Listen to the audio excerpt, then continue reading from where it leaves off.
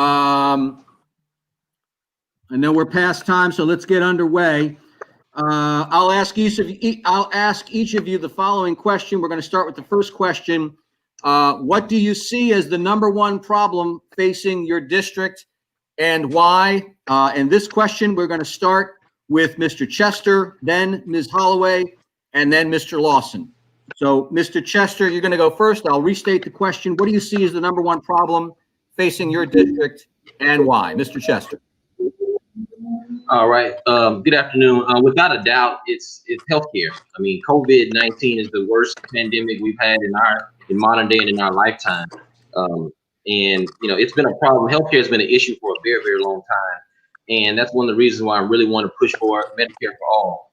At a time like this, it would have been so essential and right on time if we would have had the ability to test everyone months ago, and we could have possibly flattened the curve. When you have healthcare outcomes out of 67 counties, we're all our counties, with the exception of Leon, is in the bottom quadrant. That's an issue.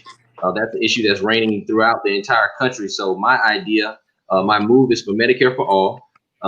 It can be paid for without a doubt, and it's been proven by economists from Yale, Harvard, George Washington that it works. Modern and other countries around the world are using this. So healthcare would be number one, especially now with the way COVID is affecting not only our district, our nation, and the entire world. So healthcare. All right, Mr. Chester, thank you very much. Ms. Holloway, we're going to turn to you. Yes, I think the biggest issue that plagues the 5th Congressional District is economic inequality. There are not enough jobs in the 5th Congressional District. There are many counties in the 5th Congressional District where there are just simply no jobs. Of course, 45% of the district is below the poverty level, and I think that the biggest issue that plagues the 5th Congressional District is lack of jobs and economic inequality. Very good. And Ms. Holloway, thank you. Mr. Lawson, go ahead. Biggest problem, number one problem facing the district. The biggest number one problem facing this district is access to health care. That's one of the reasons I went to Congress, is to fix the Affordable Care Act. It is no question about it, but all of the polling that we've done in the district, health care come out number one. And we've had 2 or 3 extensive polling in the district, and so no question about it.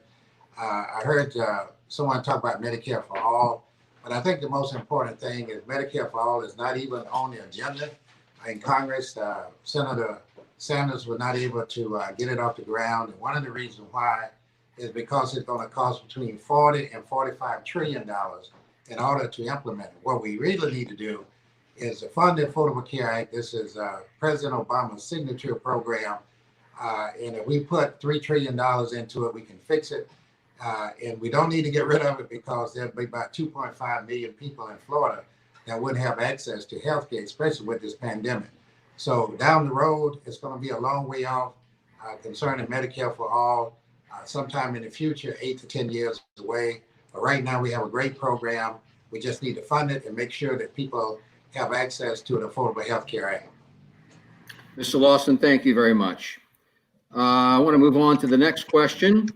While we're on the subject of healthcare, let's talk coronavirus. We are in unprecedented times. How would you rate the federal and state government's response to COVID-19, specifically with an eye on what do you think they should be doing better? This time we're going to start with Ms. Holloway. Absolutely. Thank you so very much for that question. First and foremost, what we need to do more of is more testing. I don't think that this government handled the pandemic well at all. As you know, most of the residents in the 5th Congressional District are either uninsured or underinsured. And more importantly, I believe that all people should be tested. One of the biggest failures is only American citizens could be tested. And I believe that all people should be tested, including immigrants, because hey, until all of us are covered or tested, then we all are at risk. So that's one of the biggest things, biggest failures. But the other thing is, towards a cure, we need to not only have testing, but we also need to have tracing. So absolutely, this administration has absolutely failed the American people when it comes to this coronavirus. Of course, it's a novel coronavirus.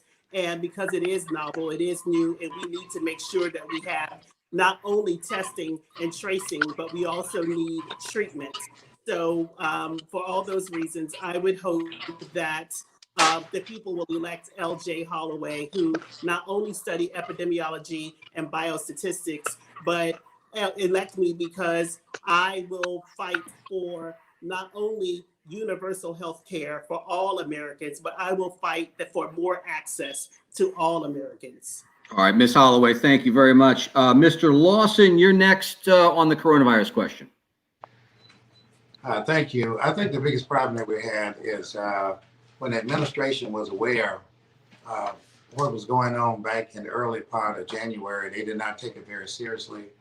And so that's why we really got hit with the virus. We have been doing everything possible in Congress to make sure in the care package that we just passed is provide dollars in there for hospital, provide dollars in for testing. And you've heard the speaker speak on it from time to time. She said, testing, testing, testing is what we really need to do. We need more testing, tracing, and treatment.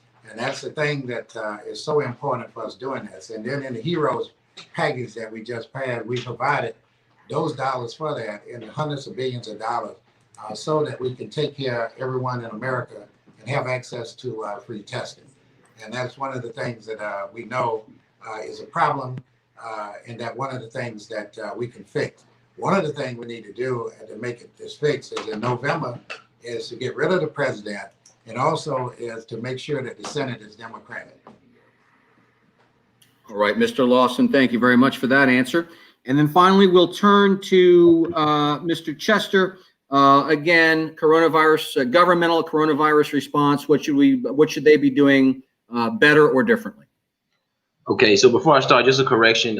It's been proven that Medicare for all over a 10 years span will actually be $20 trillion cheaper than what we're currently doing now. So just to get that out. However, just to kind of echo what's been said already, my big thing is being proactive.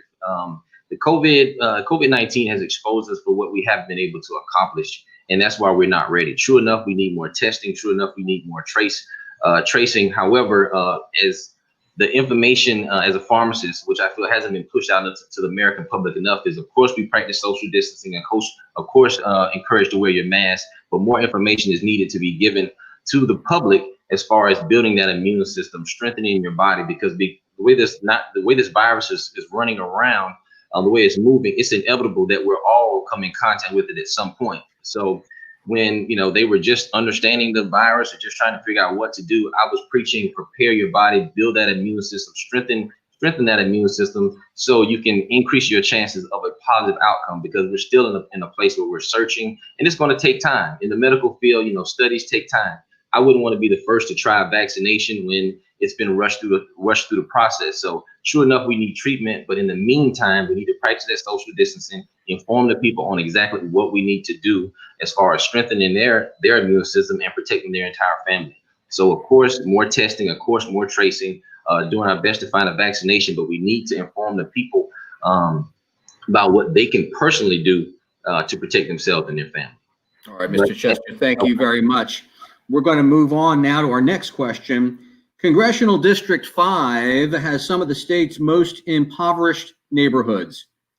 What can you do in Congress to bring jobs to the district and fight poverty in the cities and farm towns of CD5?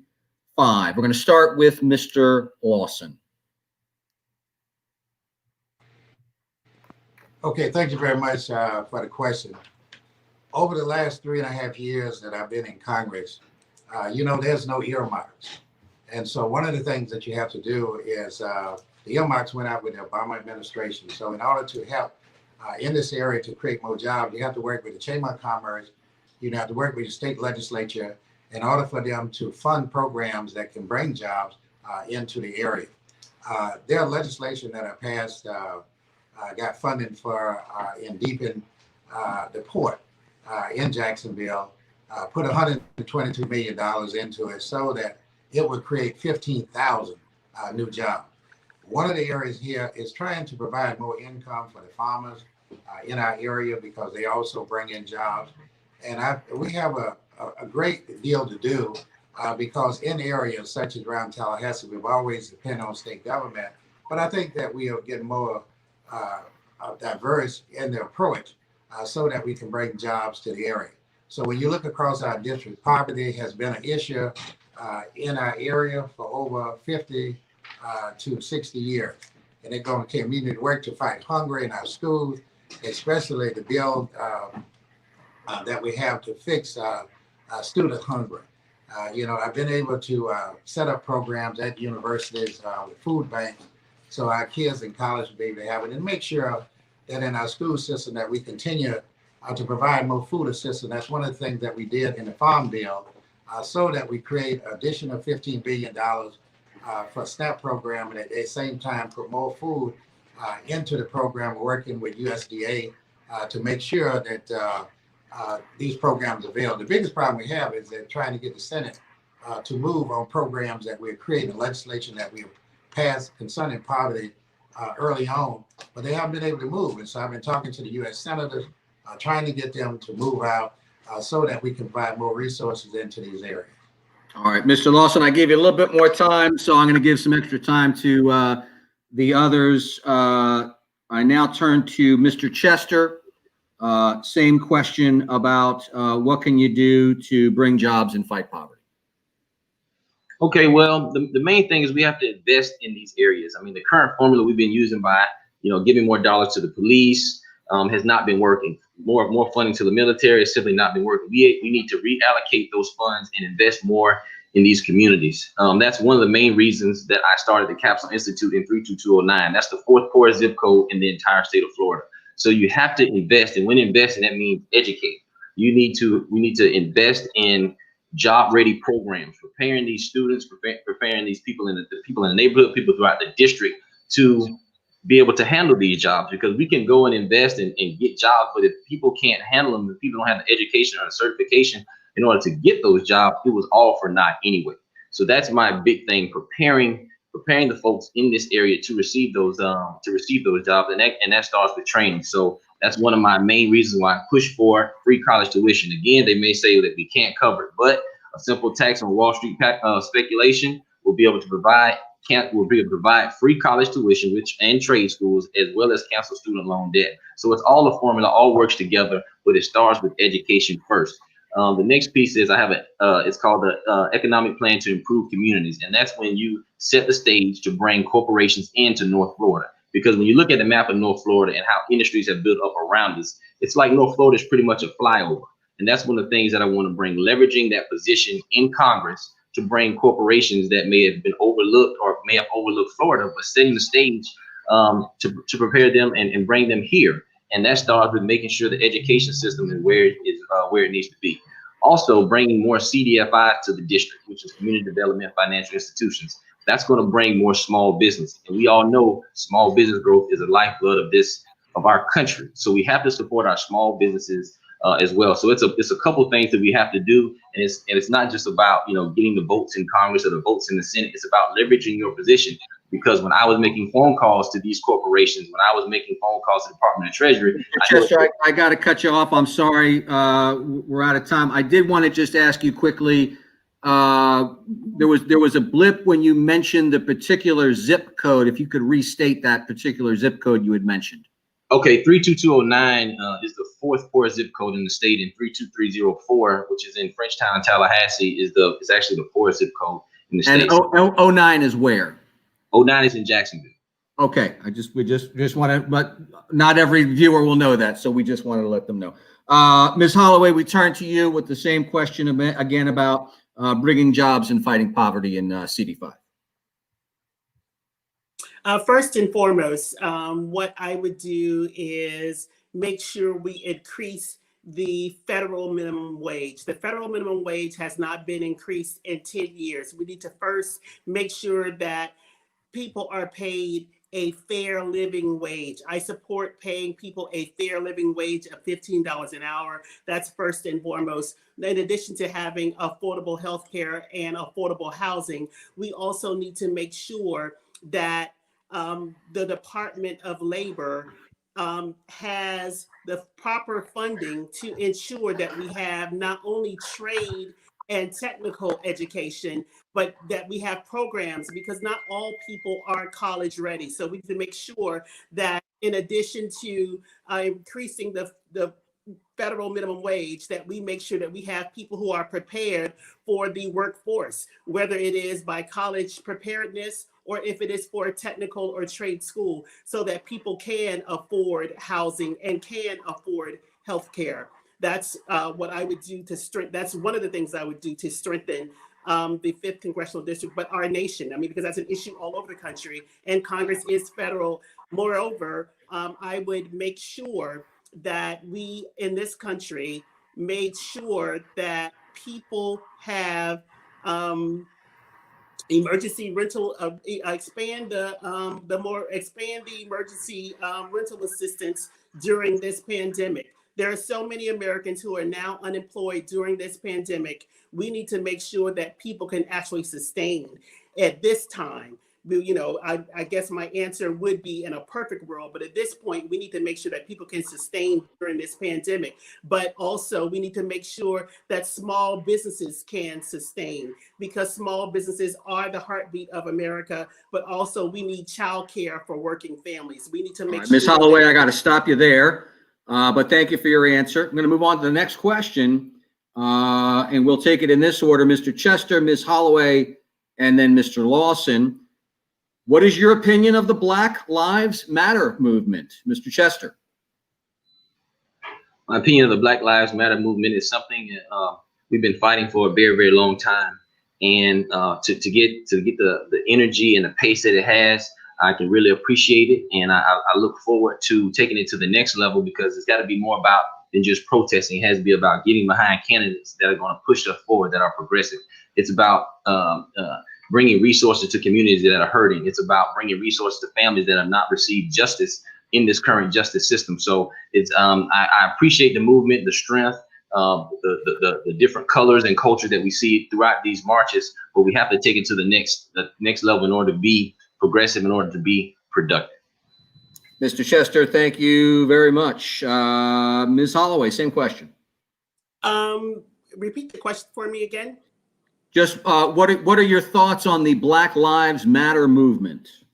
I wholeheartedly support the Black Lives Matter movement, despite one of the candidates putting out a video saying otherwise. Not only have I been active in the movement, but if I were in Congress today, I would not only fight for the Justice in Policing Act, but I would also make sure that one, we ban all no-knock warrants, that we ban the chokehold, that we also ban assault rifles, and that also we have to change the culture of many of these police departments. And the way you change the culture is by making sure that you tie the federal dollars that sustain these police departments and demilitarize the police by not sending military weapons to police departments. But more importantly, we have to defund the police. And so I know when people say defund the police, what I mean is divest the funding for police departments and invest in communities, to make sure that you use funding for police departments to go to communities where it's prevention, mental health. There are so many issues that plague police departments. Police officers are not trained counselors, and so many times people with mental health are arrested and in some cases have even been killed. But bigger than that, we have to make sure that there is a national registry for rogue police officers. We have to make sure. Ms. Holloway, I got to stop you there. I'm so sorry. We turn to Mr. Lawson. Go ahead. Okay, thank you for the question. I support Black Lives Matter, but I want it to be more of a movement than a moment. I think it's very important that we fund a lot of the social services that many of the ones in Black Lives Matter are talking about. And so it goes not only from Congress, but also to the state legislature. I think it's extremely important, and they brought to light a lot of things that have happened. And so I wanted to continue as a movement and not just for a moment. Mr. Lawson, thank you very much. We're going to now break in with a question from one of our listeners / viewers. I'm going to restate the question this way. Do you support legislation on environmental justice?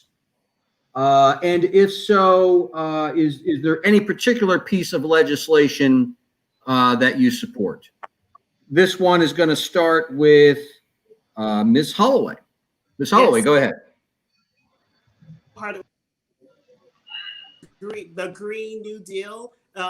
We cannot keep borrowing from our future. We have to invest in sustainable and renewable energy now. We must do that. More importantly, I have to say that, my federal experience includes working at the Environmental Protection Agency in 2 different administrations. And so it's important that we have clean air and clean water, but also make sure that we have people who are in Congress who are strong enough to make sure that there is oversight and guidance for regulations for clean air and water. We certainly must not only have sustainable energy, but we also need to invest in more high-speed rail. Ms. Holloway, thank you very much. Mr. Lawson goes next. Okay, thank you very much. And I support President Biden's environmental package to put $3 trillion to the area.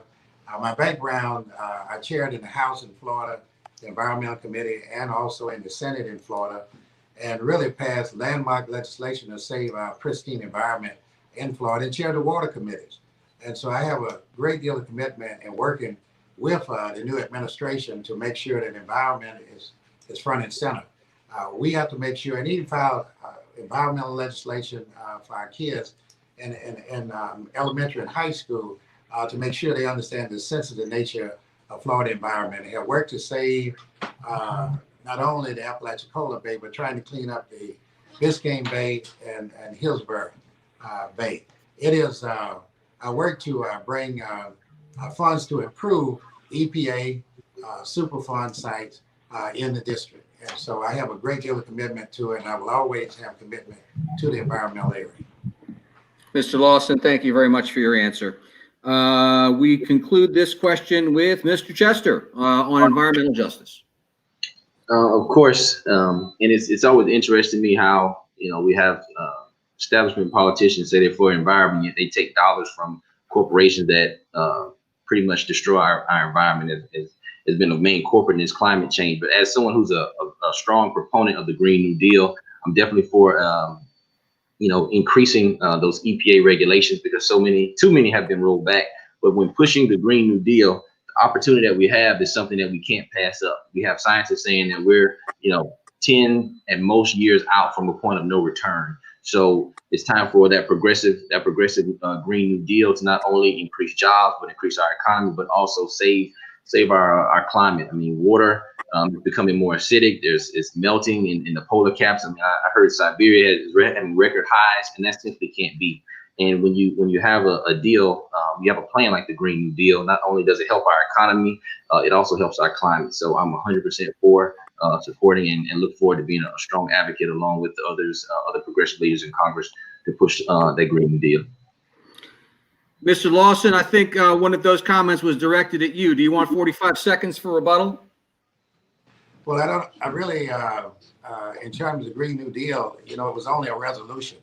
And, maybe my opponent don't understand that. And so it really never came up in Congress. But I think it's a good thing. It's a good plan that you can work on, but it has a long ways to go.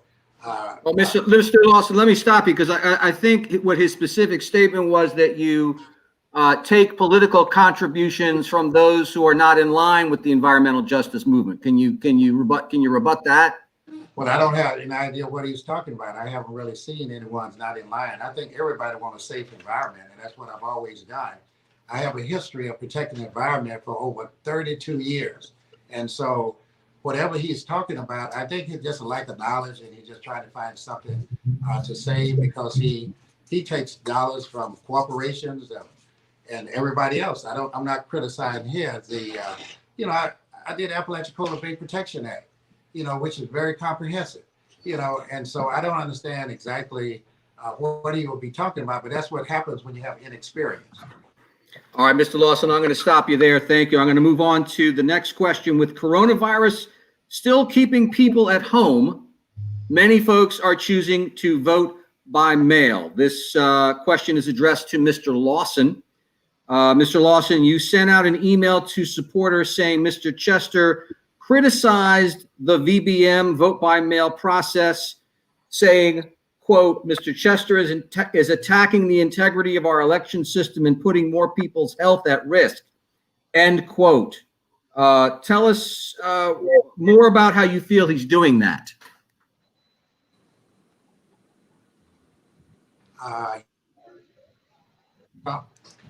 They were both saying the same thing, criticizing people's ability to vote. There had been any irregularities in our area about people voting by mail. And so, that's something that Mr. Chester has to live with. He is in bed with Mr. Trump on that. And so as a result, it came out, and maybe he's changed because he's been changing his position on several things that he's been committed to. So I don't understand exactly why he has a problem with people voting by mail. All right, Mr. Chester, I guess we need to come to you. Are you in bed with Mr. Trump? Oh man, no, because I wasn't the one clapping for him a couple of years ago. He's done nothing in his entire lifetime that will warrant me to clap or applaud him in any type of way. So no, I actually believe he's the devil reincarnated, maybe even the devil's son. So nowhere near a fan of Donald Trump. However, when it comes to voting by mail, the part that makes me nervous is when you have a situation where your signature does not look the same way it did when you first registered to vote. That's a major problem. And I remember going to rallies when the second George Bush, George W. ran against Al Gore, and they find all these discrepancies, and it's every year you find a mail truck or a truck that has thousands of ballots, and we saw that the same thing that happened with Mayor Gillum. There were so many ballots that were missing, and it always happens. So that's the important part, and why I stress early voting. And I encourage anyone who's watching, please get out and early vote, because that's going to help prevent the spread and the transmission of the coronavirus. But if you do mail your ballot in, please be sure to follow up with your supervisor of elections, because I've seen and talked to too many people who said, I just pray and vote. You vote, you pray, and then you give a call to make sure that it went through, because if that signature doesn't match, they're not going to count their vote. Then at the same time, if you have an opportunity to go and vote, it's just much easier, because that's definitely going to count. And it's just it's unfortunate that every year we find ballots that aren't counted. That it happens in November, that happens in primary. So I just want everybody's voice to be heard. Mr. Chester, I got to stop you right there because you're at 90 seconds. Got to finish up with Ms. Holloway on vote by mail. They were going back and forth, so accusing me, with clapping for Trump. Tell me the whole question again. Just want to know your position on election security, and specifically whether you still have confidence in voting by mail. Well, in particular, I do believe that Americans should have access to voting. And during this season, I of course advocated for voters to have return mail with postage-free voting. And I absolutely support vote by mail. However, I do encourage people who want to go to the polls to be able to go to the polls. And I am strongly encouraging people to early vote August 3rd through August 16th. And of course, I would love for them to cast their vote for LJ Holloway for a better day. But I do believe that we need more safeguards in Congress for the United States Postal Service. As someone who was endorsed by APWU, by labor, it's important that we fund the United States Postal Service so that those people who vote by mail won't experience delays. But I do highly encourage people who vote by mail to please check to make sure that their ballots have been received. All right, Ms. Holloway, thank you very much. On a semi-related question. We're going to move on. You are all Democrats. What is something that President Trump has done that you agree with? We're going to start with Mr. Chester. That's really easy. Nothing. I'm just ready for him to get out of the seat. Nothing. Short and sweet. Okay, I'll take it. Ms. Holloway, same question. Well, I mean, what has he done that I agree with? Ha ha ha. It's hard to find something, but I wish that look, he would sign some of the legislation that's on his desk for the HEALS Act, and veto some of the provisions that the Senate put in the HEALS Act and adopt the HEROES Act, because we know that $200 is certainly not enough of federal unemployment. The stimulus package was good. However, most countries give at least $2,000 a month, and we've only given one $1,200 package. And so with so many Americans who are unemployed, I wish that the president would have pushed the Senate to pass the HEROES Act. And even, with the HEALS Act, I would hope that he would veto those provisions and add $600. Additional expand unemployment, federal unemployment, and give people $600 or more, because we know that $200 is certainly not enough. Ms. Holloway, thank you very much. We're going to move on to the next question. District 5, Congressional District 5 runs roughly from Jacksonville to Tallahassee. There's a lot of rural territory in between and without.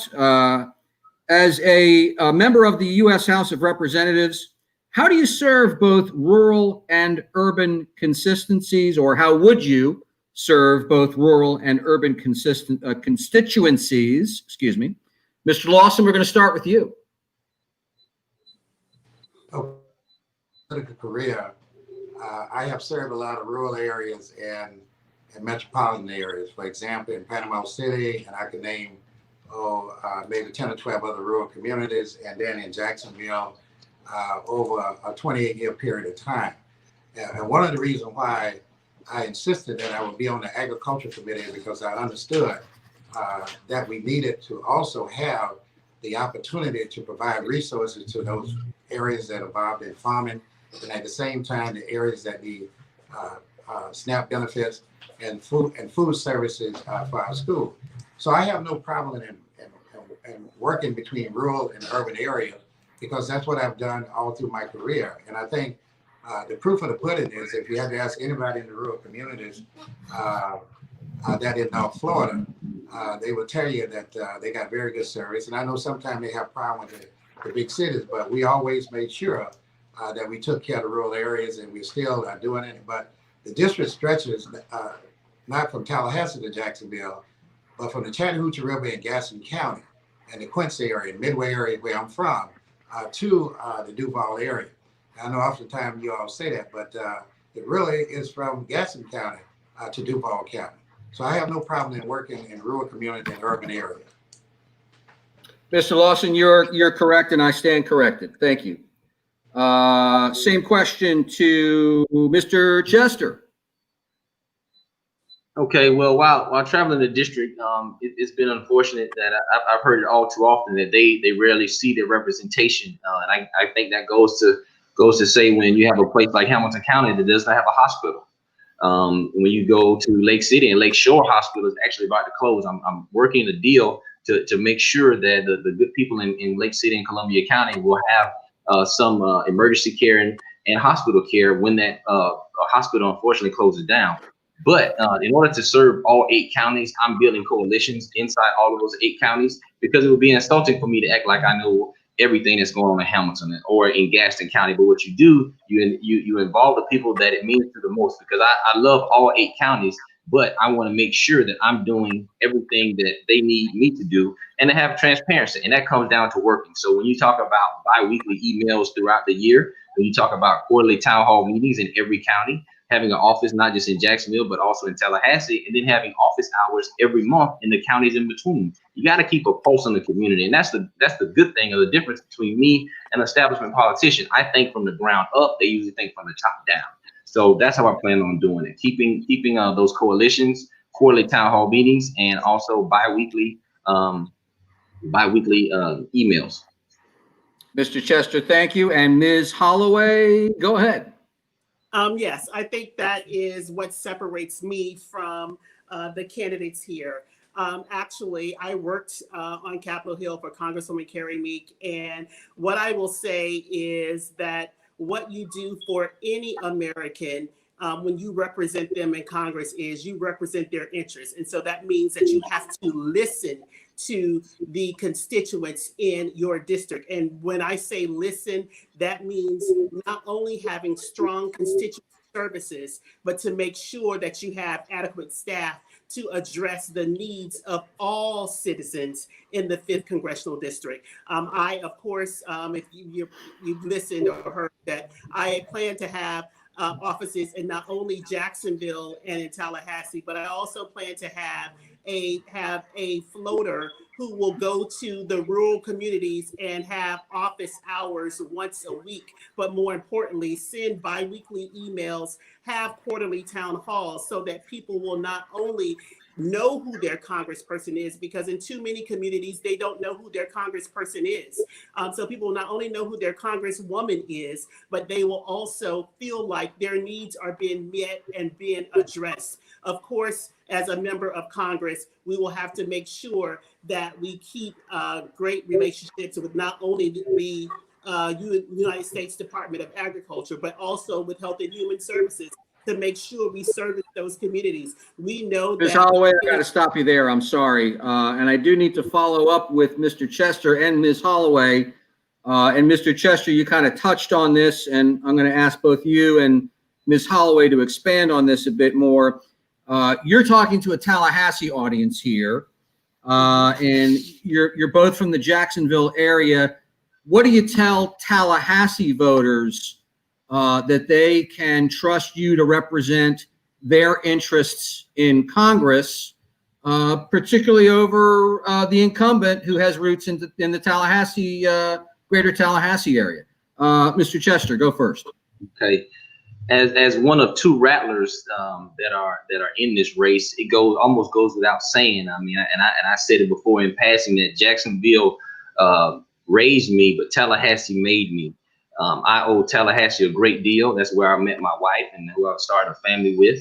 And I visit there all the time. The roots there run extremely deep on all sides of town there, and they can definitely trust Albert Chester, because Tallahassee is a second home. And for a minute growing up, I mean, it was home. From 18 to 24, it was home. So you can definitely trust me with the with Tallahassee. I'm a rattler through and through. Mother was Miss FAMU. Dad also played quarterback there.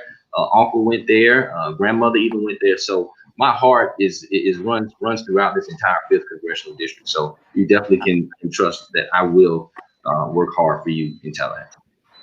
All right, and the same question to Ms. Holloway.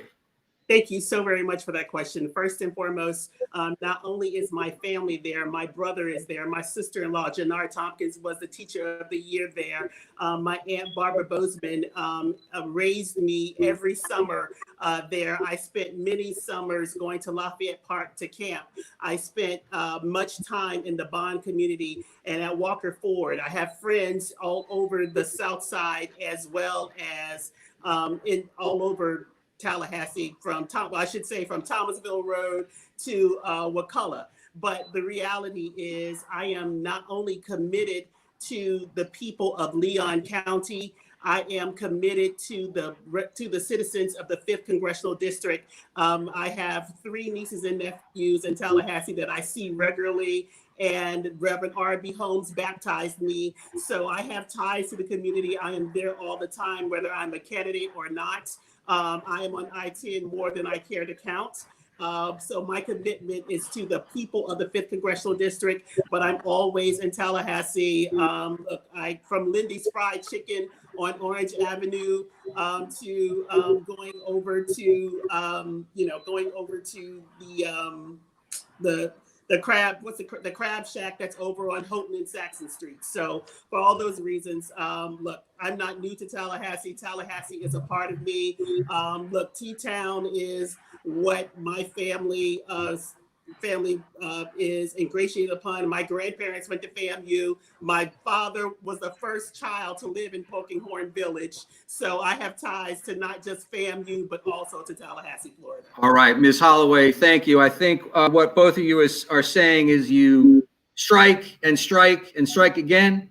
No, I'm not saying that. I didn't go to FAMU. I'm not saying strike and strike and strike again. I'm saying I'm committed to the people of Leon County, because I have a brother, nieces, nephews, but family and friends, but I care about the people of Leon County. Fair enough. Thank you very much. Now I want to move on to Mr. Chester. I want to address you individually. Sir, you have been criticized. You've received news coverage for some social media posts. Admittedly, these date back several years, 7 or 8 years. Addressing sexuality, same-sex marriage. You have said you have changed your position since then. The question is, what led you to change your position on the issue? Okay, and just starting the whole thing. So yeah, those old posts were brought up. They were addressed head on because my big thing is always being transparent. And yes, they were insensitive. They do not represent who I am right now, who I ever will be. And when you make comments, when you're younger, if you're not growing, you're not doing what you're supposed to do. And Muhammad Ali said it best: if you are the same person you are at 40 that you were at 20, then you've wasted 20 years of your life. So we've addressed it head on. Met with several folks. Did the Zoom call, and look forward to moving on. But I always tell people it's kind of in the sense of all that growing. When a child is in a house, the house seems really big. Then the child grows, and now the city seems really big. Then as the child grows, things you broaden your horizons. And that's what it's all about: continuing to grow, continue to get better, and broaden your horizons. And like I said, that doesn't represent who I am at all. And being the only true progressive candidate in this race, Medicare for all is for literally for all people, and it's about taking care of the human race. And without a doubt, I mean, those were ignorant, insensitive, but we moved on from that, and I've addressed it, and we're going to do our best to serve everyone. All right, Mr. Chester, I got to stop you there. I'm going to ask a follow-up question. I'm going to ask the same follow-up question to Ms. Holloway as I do Mr. Lawson. The question is this, and Ms. Holloway, you'll get to answer first. Do you believe that a political candidate's old social media posts should be fair game in an election? I think if it goes towards the character of a person, then because all candidates know before they run if you have something that's insensitive or you think might offend, look, the smart candidate would censor their posts. But of course, I mean, I am open and transparent, and I did not do that either. So I won't capitalize on the inexperience of my opponent. But what I would say is, if it goes towards the character, case in point, the other candidate who just had the issue, his team has put out a video that says that I support Blue Lives, when in fact it was from a debate where the question was when police were actually killed. And all of the candidates answered in the affirmative that we supported Black Lives Matter. And I even went as far as to say that we needed more criminal justice reform. And then they asked, don't Blue Lives Matter? What about the officers who were just killed? And so I simply was answering a question, but they of course cut the clip. So we could go on and on and on and talk about past, but with the incident of the internet, people who don't have integrity or who are disingenuous will clip comments And I think that's disingenuous. So I think it goes to the ethics. One of the municipal regulations that I wrote when I was in the District of Columbia was elections and ethics. And that's the kind of things that, you know, those federal regulations address. Ms. Holloway, I got to stop you right there, and I'm going to give Mr. Lawson the final opportunity to respond. I'm going to restate the question. Mr. Lawson, do you believe political candidate's old social media posts should be fair game in an election? Mr. Lawson. Yes, it's always happened to any of us in politics. Things that you've done in the past, but Mr. Chester was not a child. He was an adult. And he posted a lot of this in 2019. And so I was personally offended, you know, his opinion about people, you know, and discrimination and so forth. And so I was really offended by it, you know, and I think that he was not a child. He was an adult when he made those comments. And it was done recently as last year. And so I hope he's gotten religion now, but I'm not sure. And that's the reason why all of these groups disassociated with him all over the state and made national news. And so I think that's the most important thing. But one thing before I end, I would like to say, you did not ask me the question about there's anything important that you could agree with the president on. And so I just wanted to say I can agree with him on 99.9%. Disagree with him on 99% of except the Futures Act, which he signed, and the $225 million that he gave to HBCUs, and the first step that he signed to start to reform the criminal justice system. So those are two things that I can say that he did. Was very All right, and Mr. Lawson, I apologize for skipping you, but thank you for remembering and answering. Let me move on now to the next question. Again, you're all Democrats. Arguably, in recent years, the standard bearer for Florida Democrats has been Andrew Gillum. Mr. Gillum has suffered some slings and arrows of late, which I'm sure you're all aware of. If he came to you for advice, personal or political, right now, what would you tell him? I'm going to start with Mr. Chester. Okay. Recently, I did have a brief conversation, and because we used to get our haircuts at the same barbershop in Tallahassee, I told him I was praying for him. That I'm still a supporter of his because personal things did not affect policy. He's a great man. He would have made a great governor. I believe he still will make a great governor.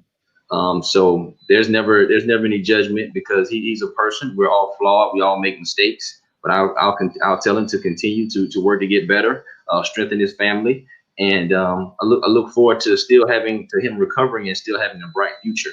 I'm never someone necessarily to point the fingers because that's simply not me. We're all human. To err is human. To forgive is divine. So I wish him the best, and I'm glad to see him resurfacing now. All right, Mr. Chester, thank you. We're going to next ask Ms. Holloway. Same question. I would probably say to Andrew Gillum, I supported you as a Democratic nominee for governor because he was the best candidate at the time. And look, I would hope that he doesn't let that talent go to waste. And more importantly, look, to continue to not only seek help if you need help, but more importantly, to strengthen your family, take care of yourself. And look, as Mr. Chester said, we all are human and we're on a journey. So I hope that all is well with he and his family and that they are on the road to recovery. And thank you. And Mr. Lawson, go ahead. Okay, I've been praying for him. I've known him ever since he was student body president. His wife is good friends with my daughter, and I'm good friend with him. He did a great job for the city of Tallahassee. And I was telling him to spend more time with his family and to go through the healing process. And I think maybe at some point in time, you know, he might be able to help us in the political arena. All right. Thank you, Mr. Lawson. Let's move on to the next question. We're going to take another question from the viewing audience. And that question will be, do you support a living minimum wage? I believe there is an amendment, a proposed constitutional amendment on the ballot. That's just, one idea. But do you support enforcing a living wage, I'll call it? And I'm going to start this time with Ms. Holloway.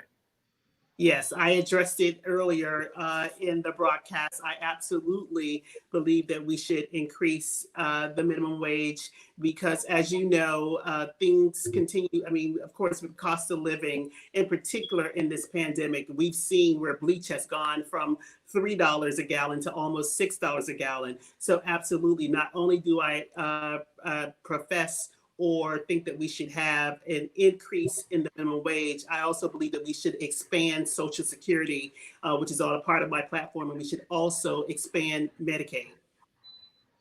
All right, thank you very much. Mr. Lawson, go ahead.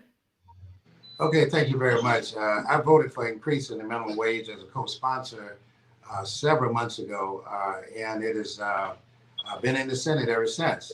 Increasing the minimum wage to $15 an hour. I think that's very important to enhance the opportunity for people to have the quality of life that they should have. And so I feel very proud of that vote, and we continue to support it. We just try to make sure we get it out of the Senate. All right, thank you, Mr. Lawson. We're going to do one more question, and then we're going to move to the lightning round. We'll take one more question from the viewing audience. What do you plan to do about job creation for students and young professionals who are affected from this pandemic? What do you plan to do about job creation for students and young professionals affected by the pandemic? We're going to start this time with Mr. Lawson. Okay, thank you very much. That is a very question. That is a serious question because no one really knows how long this pandemic is going to really last. And so what we have done is to put more money in the PPP, as much as $1 trillion into the HEROES Act so they can help create jobs. Also, we put more money into higher education so that the students can diversify and make sure they have the resources that they really need. It is something that all of us have to work on as a nation, not just in Congress, but everybody need to work on it as a nation. And I can tell you, when you talk about bringing more business in so students have jobs, that is a job at Enterprise Florida. And that's what they are working on. And so we are working in conjunction with Enterprise Florida, the state of Florida, and my colleagues across the country, because not only it affects us here, it affects us all over. And I can tell you right now is that because we spend so much on tourists coming into Florida, we have a long ways to go because many people have been laid off, and we need to make sure that we work with them, put the dollars in for unemployment compensation that need to be there so that we can start to turn this thing around for our students who are our most valuable resources to be going into the workforce just in a couple of months, and even the ones that just graduate.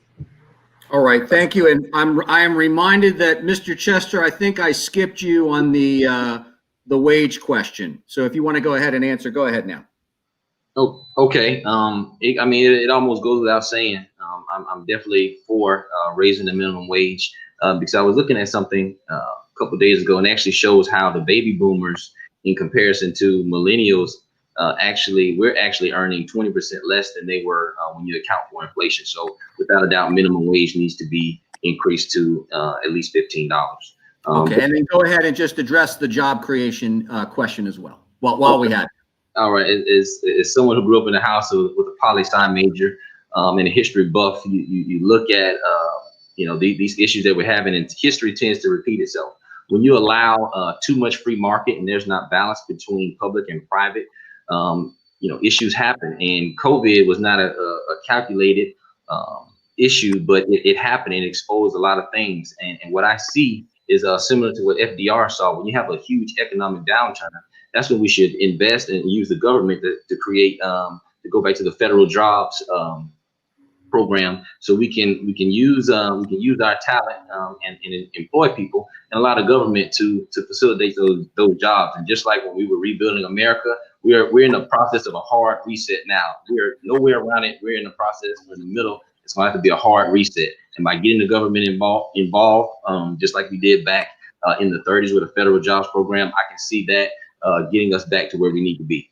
All right, Mr. Chester, thank you very much. We'll finish up with Ms. Holloway on the job creation question and what you can do. First and foremost, what we should do is make sure we expand funding for college affordability, especially in this unprecedented pandemic.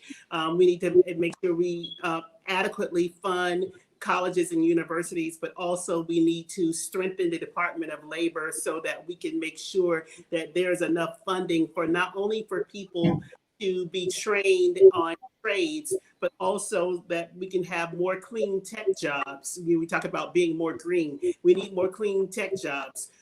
We also need to make sure that there is technology education. So we need to strengthen the funding for technical training, for technology, and also for trade, and also for those who are recent graduates. We need to make sure that we give them emergency rental assistance, because if you just graduated in May and you don't have a job and we're in the middle of a pandemic, where are you staying? We need to not only expand emergency rental assistance, there are so many people who will be facing homelessness or who will be evicted because we need to expand emergency rental assistance. But more importantly, we should also expand or extend unemployment, because we know that in this pandemic, not only did people who were gainfully employed lose their jobs, but people who are recent grads don't have jobs. All right, Ms. Holloway, thank you very much. Bearing in mind the time and that we kind of were delayed by some technical difficulties at the beginning, we're about 5 minutes over.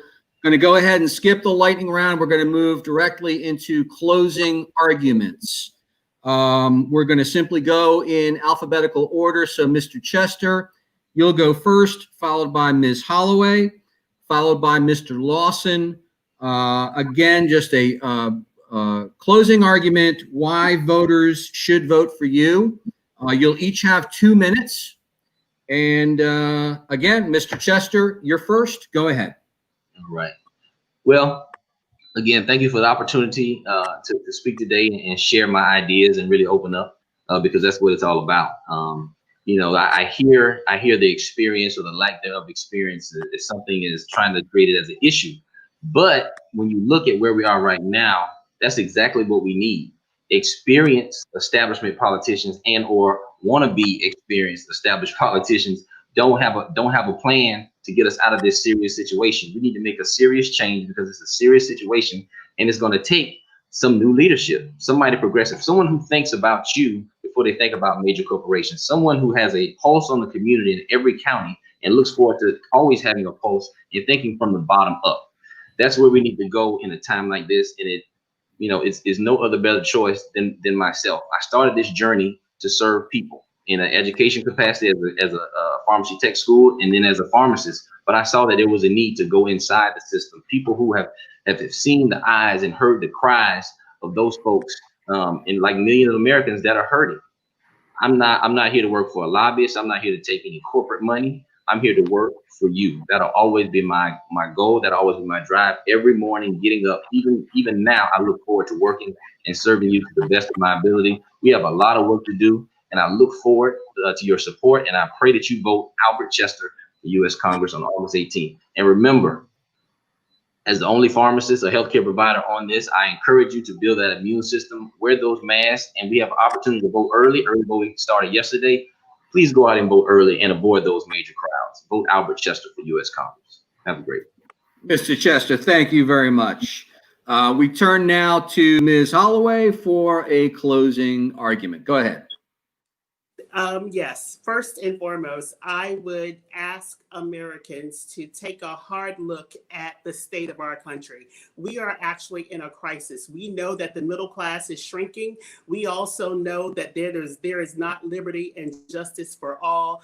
We are in a crisis. Congress makes laws, and because Congress makes laws, we need to not only have someone who cares about the people. I not only am the founder of All About Healthcare Advocates, I have awarded scholarships to students for years. And so every business that I have and have been engaged with has been in serving the people. And that's why I consider myself a servant leader, whether it is as a board member at the YMCA or serving as a member with the ACLU. Anybody who knows me will tell you that LJ Holloway does the work. My life is my platform. And so I am going to say to you that we not only need people who have experience, because we are in a crisis. We don't have time for a learning curve or for an experiment. We actually need experience. I have worked not only for Congresswoman Carrie Meek, I have also worked for the United States Environmental Protection Agency.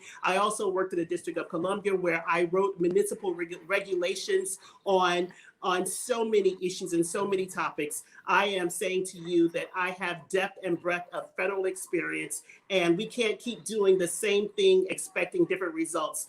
We have had the same politicians in office for too long, and in too many districts across the 5th Congressional District, people don't even know who their congressperson is. We need people who keep their finger on the pulse, where it's not just a buzzword or some rhetoric or where people show up for a photo op. We actually need people who have boots on the ground and who have been all of their life. I received the Foot Soldier for Justice Award at the age 15 because I keep my foot on the ground. I received the Foot Soldier for Justice Award from the Southern Christian Leadership Conference. Ms. Holloway, I'm sorry, I got to stop you. You're going over your 2 minutes, but I appreciate the closing argument, and thank you. Mr. Lawson, your time is now. Go ahead. Okay, thank you. I would like to thank the Tallahassee Democrat for this forum. And I would like to say is that I applied for this job 3.5 years ago. And I promised the citizen that I would stand tall for them, fight for affordable health care, for quality education, to do something about student loans, to take care of veterans and make sure they get mental health requirements that they really need. And I'm confident that I've been able to do that. What we need now is leadership. Congress is based on seniority, and I've been able to move up in 3.5 years into seniority, which is critically important for our state, especially in this district. And I feel proud that people have sent me there to represent them, and I promised them that I would stand tall and work for them, and I'm applying for the job again to go and finish the work that we have started to take care of their concerns in this district. And I'm able to promise I will never let you down.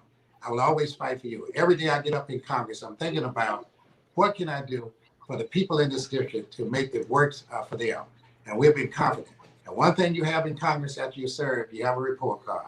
And I'm happy to stand on my report card. I humbly ask for your support and support on the 18th to send Al Lawson back to Congress, and he promised that he will fight for you. Thank you very much, and I really appreciate this opportunity. And Mr. Lawson, thank you. And thank you to all of our viewers on the internet for sticking with us today, especially through the technical difficulties at the beginning. We do thank all of you for joining us. We thank all of our candidates today for CD5, Albert Chester, LaShonda L.J. Holloway, and Al Lawson Jr. To each of you, thank you for your time today in this forum. Some programming notes. Thank you. Our next and last forum will be 1 p.m. tomorrow. That's Wednesday.